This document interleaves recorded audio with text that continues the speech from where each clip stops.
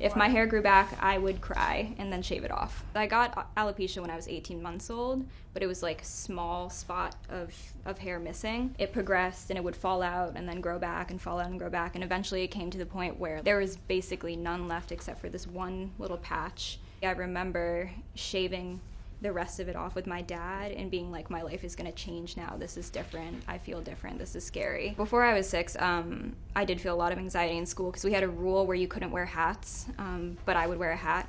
And that provoked a lot of kids to be like, why are you wearing a hat? People would rip my hat off and run away at recess, which was pretty traumatizing for like a little girl. Once I really fully lost all my hair and was wearing hats and wigs, I stopped being interested in swimming, which I loved to do as like a younger child. I loved roller coasters as a kid too. Stopped going on roller coasters because the wig could fly off. I remember I did a soccer camp when I was, I think, in like 6th grade, and it was so hot that my wig actually like slid off my head in the middle of practice, and I just remember being horrified and hiding in the bathroom for the rest of the day and then calling my dad and making him come pick me up. Sleepovers also were anxiety provoking for me because I would have to sleep in the wig, but I would never show people like my head.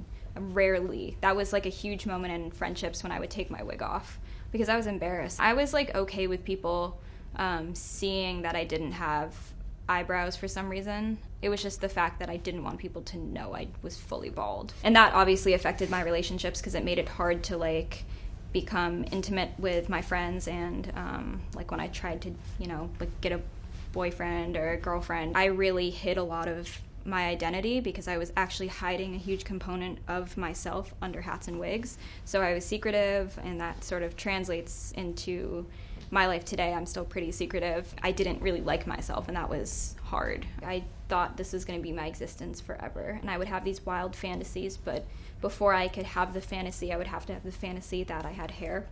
I stopped wearing my wigs the summer in between my sophomore and junior year. I had no intention to stop wearing them until the actual night I decided to stop wearing them. I went to a conference for people with alopecia, and I had never really met that many people who had the same condition as me. In fact, I grew up believing I was the only person that had it. So I really grew up feeling like an alien.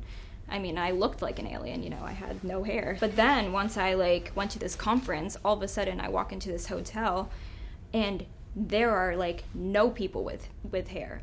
People with hair were the outsiders. There was just a sea of bald heads. And I remember the first day I was there, I kept my wig on, and I met a bunch of younger kids who were my age, a little younger, a little older, and we all sort of made a pact to not wear our wig the next day. So I took my wig off, and I just remember coming down into the hotel and just touching my head as if it was the most foreign object. A bunch of bald kids and I went bowling, and I felt completely free. And then once I got that taste of freedom, I was like, that's it, I'm done. Swimming was almost like a spiritual experience. My head felt weightless in the water. I also learned how to do my eyebrows there, so that made me feel a little bit more confident just going fully bald. On the first day of school, I was so nervous, and I was hyperventilating in the car there.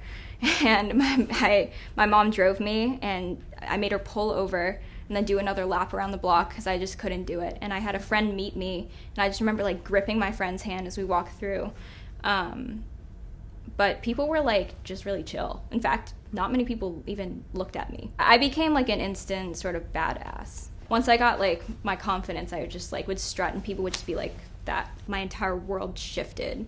And my entire perception on life changed because I realized I just overcame the hardest thing I've ever dealt with. I think I can overcome anything now. And the whole fearless thing, I went from being so afraid to so unafraid, or unafraid to tackle the things I was afraid of. I just was so much more open. I let my personality finally kind of come out of its shell. What I did with my alopecia was actually turn this poison and this really negative thing on my head to this extremely positive thing that is now I would consider the best thing that's ever happened to me. I feel the most beautiful at a party with my friends, and I'm dancing and feeling myself, not because I think others are perceiving me as beautiful, but because I'm perceiving myself as beautiful. My name is Nell, and I'd like to dispel the myth that bald is not beautiful.